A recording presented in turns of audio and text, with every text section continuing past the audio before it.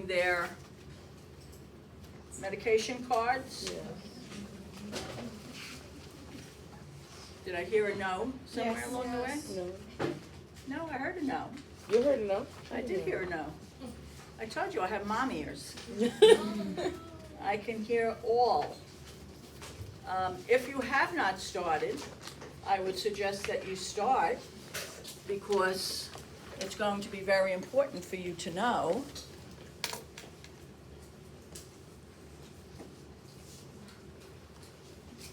All right, commonly prescribed meds. So these are gonna be the medications.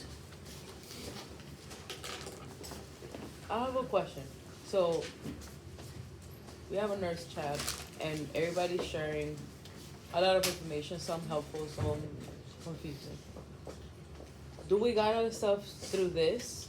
Because we found there's a lot of different information, and at one point I got overwhelmed over the weekend because of how much information there is, and there's so much to learn with this short period of time. Should we just use this? I'm not even sure what your question is. I heard you had a bad weekend. No, it's getting Fun overwhelming. information. Like getting so much information about the medication itself. Some of them contains side effects. One will contain like 3 side effects, and the other Okay. one will have 6. So, last week or the week before, I gave you a prototype of a card, right. and I told you what information you need to know, Mm-hmm. okay? If you're overwhelmed with how you're studying, it's up for you to change that. I can't tell you to stay in the group or not, right? But you need to know the names of the drugs, the usual dosage, what is it given for, what are the side effects, and what are the nursing implications. That's what you need to know.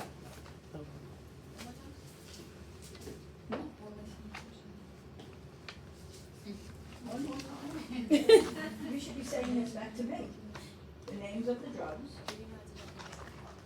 the names, plural, names of the drugs, the dosage range,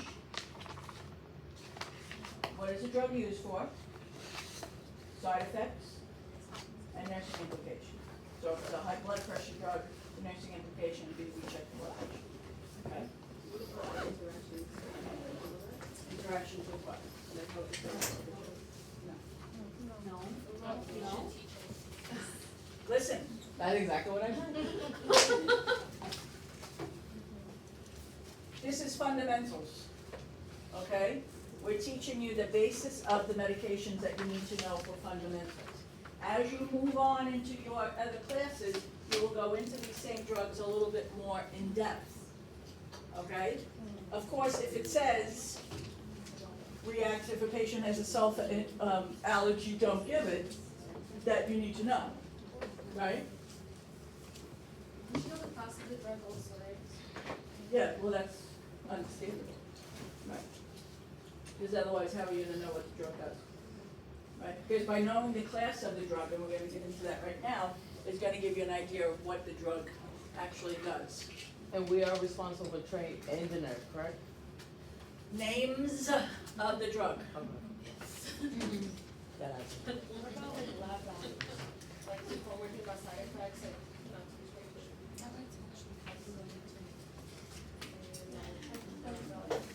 I think some of your questions are really silly, and I know you want me to say you don't need to know this, but I'm not gonna say that. Lab values, yes, if you're giving a diuretic, you need to look at the potassium, right? Right.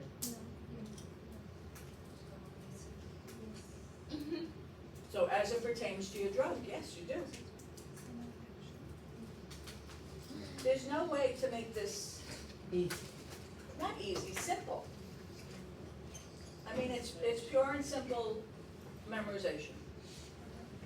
That's what it is. And whichever way you're going to remember it is how you're gonna remember it. But by fighting against it, it's not gonna help you. Because these medications, you will see for the rest of your career. Even if you're not in cardiology, and you're in oncology, you're gonna have patients who come in who are on captive. Different things, yeah. And it's your responsibility to know what it does. Right? So I can't make it easier for you.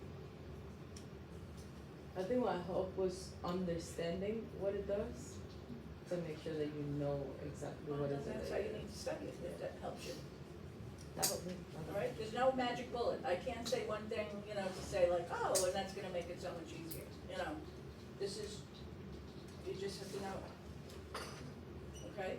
And if you look here on cardiac medications, there's 4 different types of cardiac medications. There's more, but for us, we're looking at these. ACE inhibitors, beta blockers, calcium channel blockers, and cardiac glycosides. Okay? So, ACE inhibitors always end with PRIL. P-R-I-L-S. So they're called PRILs. The ACE inhibitors help to relax the veins and arteries and decrease the blood pressure. It blocks an enzyme called angiotensin. A-N-G-I-O-T-E-N-S-I-N.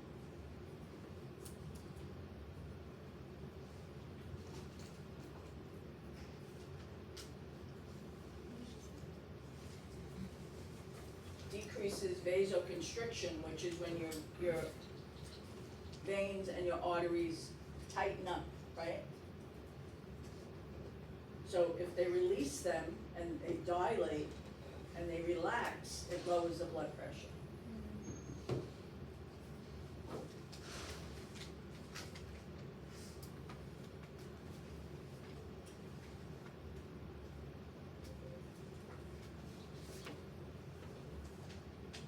Besides captopril, is enalapril, E-N-A-L-A-P-R-I-L, which is also called Vasotec. Lisinopril, L-I-S-I-N-O-P-R-I-L-S, which is Zestrol. So again, they're all considered ACE inhibitors, they all have the same action. They all lower blood pressure by decreasing the vasoconstriction of the vessels. So if you decrease the vasoconstriction, it's not working as hard, right? Your heart isn't working as hard, and that's why your blood pressure goes down. Does that make sense? Yes. If you need me to repeat something, please tell me. Can you repeat the medications besides captopril? Enalapril, E-N-A-L-A-P-R-I-L, also known as Vasotec. Lisinopril, L-I-S-I-N-O-P-R-I-L-S, another pril. And that's Zestrol, Z-E-S-T-R-I-L.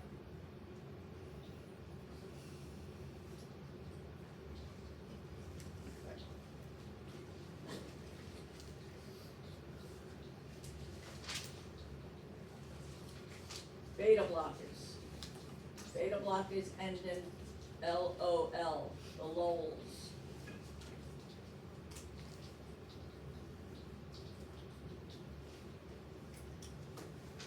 Metoprolol, one of the most common ones that is used, also known as Lopressa. These drugs are used to treat high blood pressure, angina,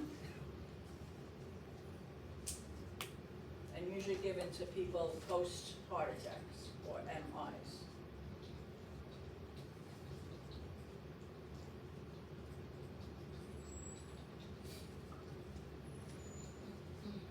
Besides protection, high blood pressure is the same thing. Yes.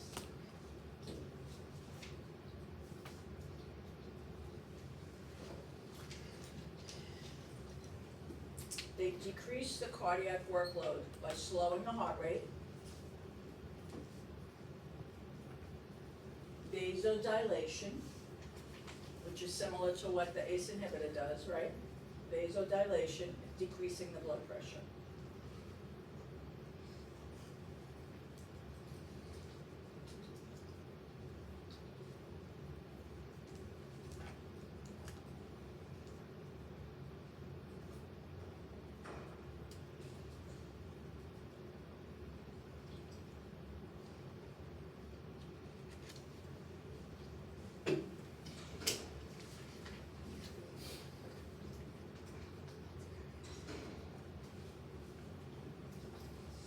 So one of the things that the beta blocker does is it blocks the effect of the hormone epinephrine, which is also known as adrenaline. Have you ever heard of fight or flight? Mm-hmm. Say that again? The sympathetic nervous system, right. So fight or flight is you need to make a decision. Am I gonna stay here and fight this, or am I running away? Right, so your epinephrine, your adrenaline gets pumping when you're faced with some situation.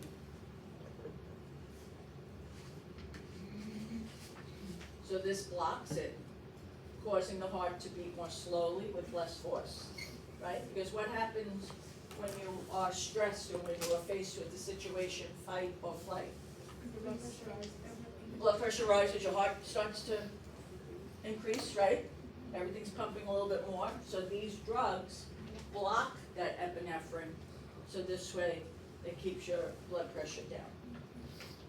Does that make sense? Yes. Okay?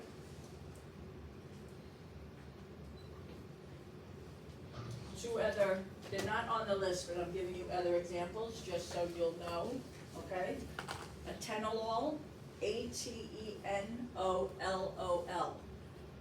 Always ends in L-O-L. That's Tenormin, T-E-N-O-R-M-I-N. I'm sorry, could you roll there? T-E-N-O-R-M-I-N. And propranolol, P-R-O-P-A-N-O-L-O-L. The other name for that is Inderal, I-N-D-E-R-A-L.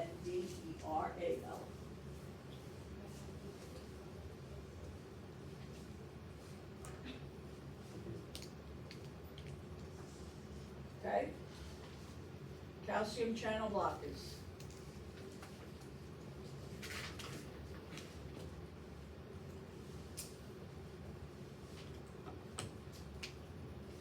Calcium channel blocker does exactly what it says here. It blocks calcium from going into the heart tissue.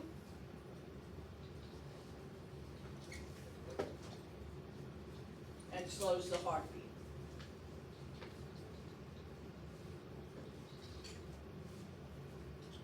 It also produces vasodilation. So do you see a common theme? Mm-hmm. ACE inhibitors, beta blockers, and calcium channel blockers all cause vasodilation, therefore making it easier for the heart to work, right? It doesn't put as much stress on the heart, and it's lowering the blood pressure, right? Yes? Anybody? Yes? Yes. An example is, there's no funny thing like pills and moles, Cardizem and Norvasc. When you go to the nursing home, you should see some of your patients taking these medications, so you should be able to correlate them.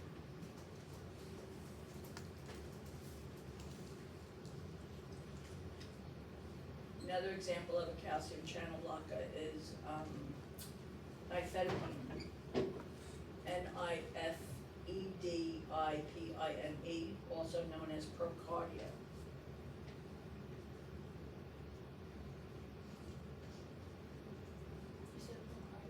Procardia, P-R-O-C-A-R-D-I-A. Professor, can you spell the N-I-F-E-D? N-I-F-E-D-I-P-I-N-E, nifedipine.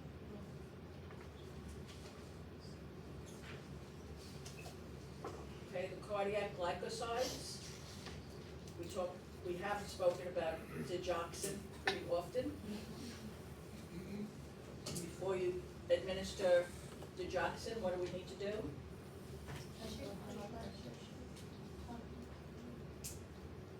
Before we give digoxin, what do we need to do? Raise your hand. What's the priority? One of those two is a priority. Which is a priority? No. And what do we need to do? We need to make sure that it's not less than 60 beats. Correct, okay? When you give digoxin, you need to take a apical heartbeat for 60 seconds. If the heart rate is below 60, you do not administer. You notify the provider and you document. And why is that? What is the action of digoxin? Just think about it. To lower heart rate? It lowers your heart rate, right? It slows and strengthens your heartbeat. So if your heartbeat is already 60, do we want to lower it more? No. Why would we want to slow and strengthen somebody's heartbeat? Efficient pumping and valves. Inefficient pumping, right? So patients who have dysrhythmia called AFib, or atrial fibrillation, you'll come across this terminology. What happens in AFib is instead of your heart beating at a regular, contracting, relaxing, right? Having a nice, normal AFib is, it fibrillates, like this. Your heart is not pumping effectively, right? When you're fibrillating, because is it working as nicely as this? So you want to slow the heartbeat and make it stronger, so it will go back to a normal rate. Okay, so it's very often used in AFib. Other name is Lanoxin.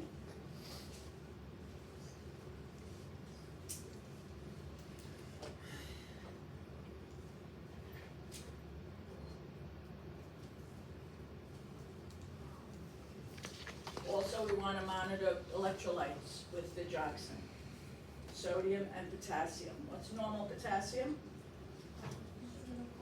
3.5 to 5. 3.5 to 5. 3.5 to 5 milliequivalents per liter, okay? What's normal sodium? No, that's calcium. 135. 135 to 145 milliequivalents per liter, okay? We will be getting into electrolytes towards the end of the semester, so if you could start to learn your lab values now, that would be helpful, okay? I'm sorry.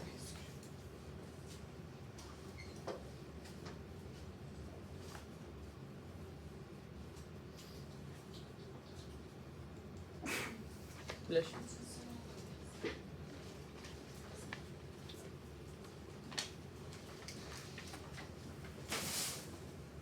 So with digoxin, you may see a lower potassium and a lower sodium with these patients, okay? So you always want to be sure that you're looking at their electrolyte levels before you administer. Common side effects of dig toxicity. What does that mean? Digoxin toxicity. That's the halo. When they start having vision problems. I missed what you said. Huh? I didn't hear what you said. I said, I was looking into it, it said something called halo when they have. Right, but that's a symptom of it. What is digoxin toxicity? When there's too much digoxin. Overdose, people always think that means like pain medication or sleeping pills. But overdose, or the body is not metabolizing it as well as it should be, okay? And there's more digoxin in your bloodstream. You can do digoxin levels. There is a blood test that you can do a digoxin level, okay? But those patients who have digoxin toxicity, which could be life-threatening, will complain of blurred vision or halos in their vision field. You know what a halo is? You can see mine around my angel head, right? When you look at angels or you look at spirits, they always have a halo around their head. So that's what patients will complain of, that they'll see a halo, which is almost like a ring of light in their field of vision.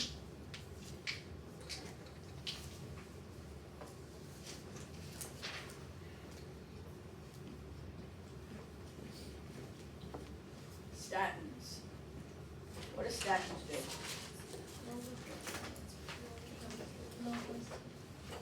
Lower cholesterol, lower bad cholesterol, LDL. Well, you're correct, but it doesn't lower the cholesterol. It decreases the production of cholesterol, right? By lowering it, it means to me that I have high cholesterol and the doctor's gonna give me this to lower my cholesterol, right? But what it does is it doesn't allow you to produce more cholesterol. Does that make sense? Right? So it's not lessening what I have, but it's not adding to my body. Does that make sense? Who had their hand raised here? Yeah, I just wanted to say that it maybe blocks the stacking enzymes. Correct. Well, that's the action of it. It decreases the production of cholesterol. It blocks a substance that your body needs to make the cholesterol. Right? We all have cholesterol in our blood, right? There's good cholesterol and there's bad cholesterol. Why do we tell our patients to take their statins at night with their night medications? Did you know that? Make You sure should be release telling it your in the urine. patients to take their statins at nighttime. Because cholesterol is produced during sleep. Ah, interesting, right?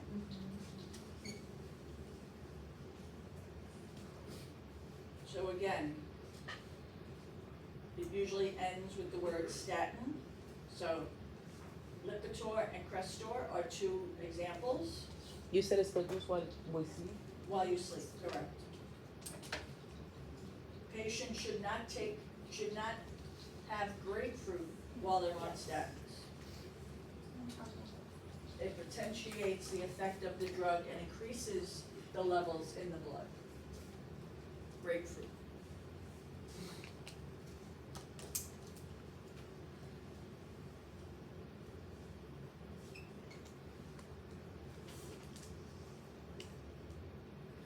Okay, with statins, you wanna make sure that you're looking at liver enzymes.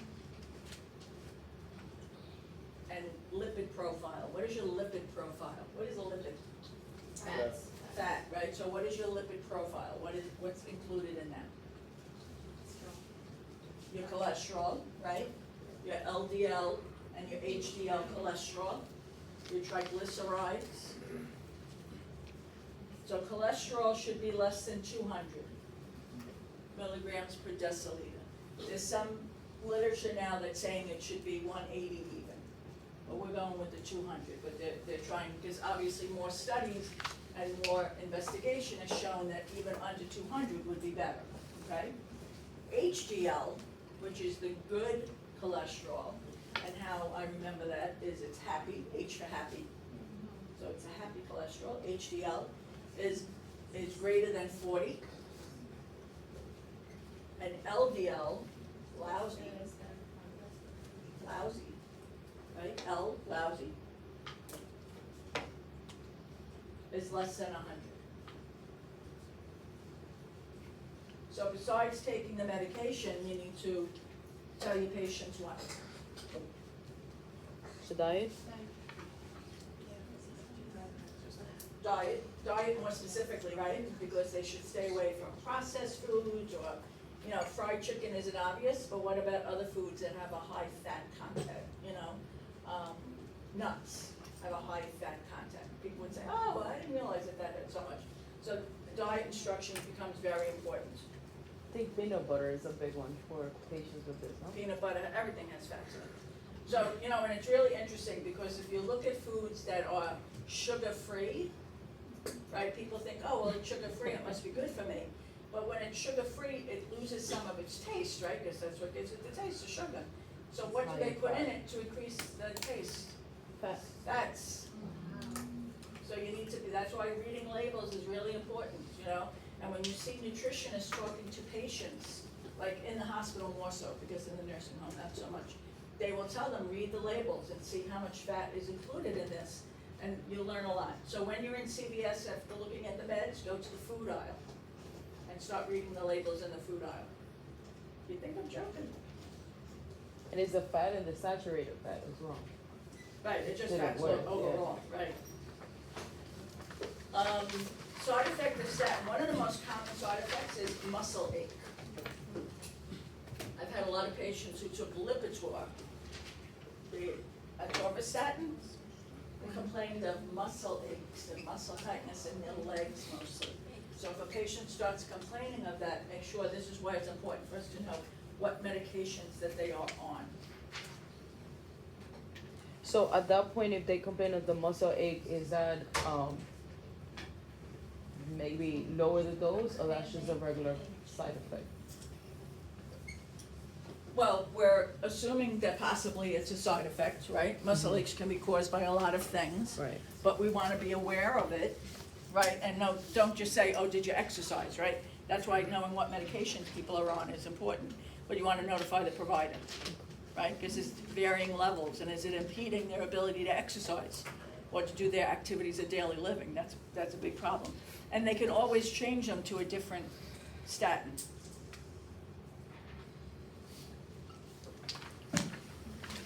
Diuretics, all right, we all know about furosemide, Oh, right? yes, I we feel like do. we've talked about furosemide a lot. So furosemide is a loop diuretic.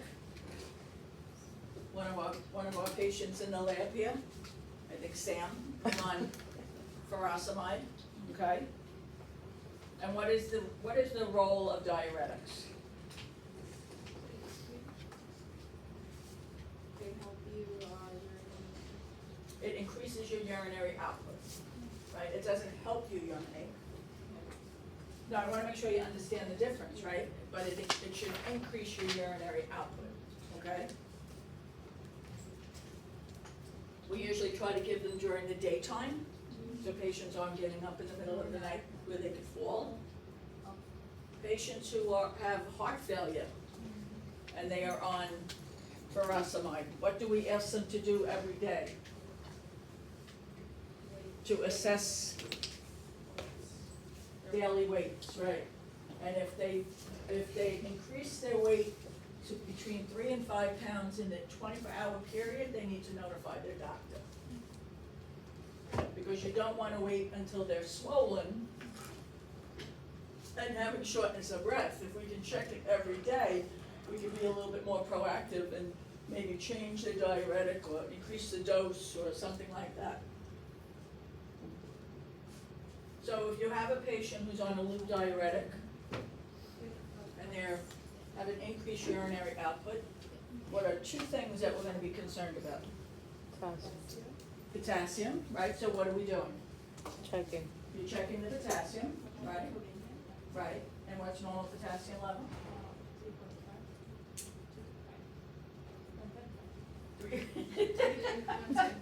4, 5. 3.5 to 5. 3.5 to 5, okay? If a patient there's a lot of potassium replacements, right? We talked about Banana. potassium, it comes in liquid form, it comes in IV, it comes in powder, it comes in big pills. For the diet, no? But sometimes if a patient's potassium is 3.4 or 3.3, the doctor isn't gonna rush to put them on medication because that's just a little drop, you know? So sometimes you would just say to them, eat a banana a day. Right, bananas are rich in potassium. And the patients are more able to do that or more apt to do it because it's not a medication. So they become more compliant, right? Whereas if they're taking a lot of medications already, patients aren't really thrilled when they have to take another pill, right?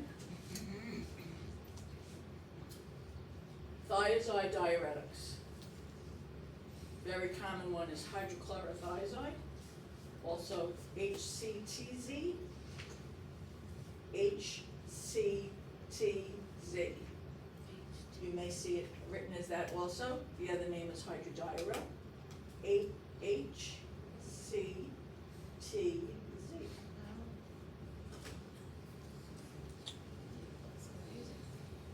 And this it increases the excretion of sodium and water by the kidneys. Increases what, I'm sorry?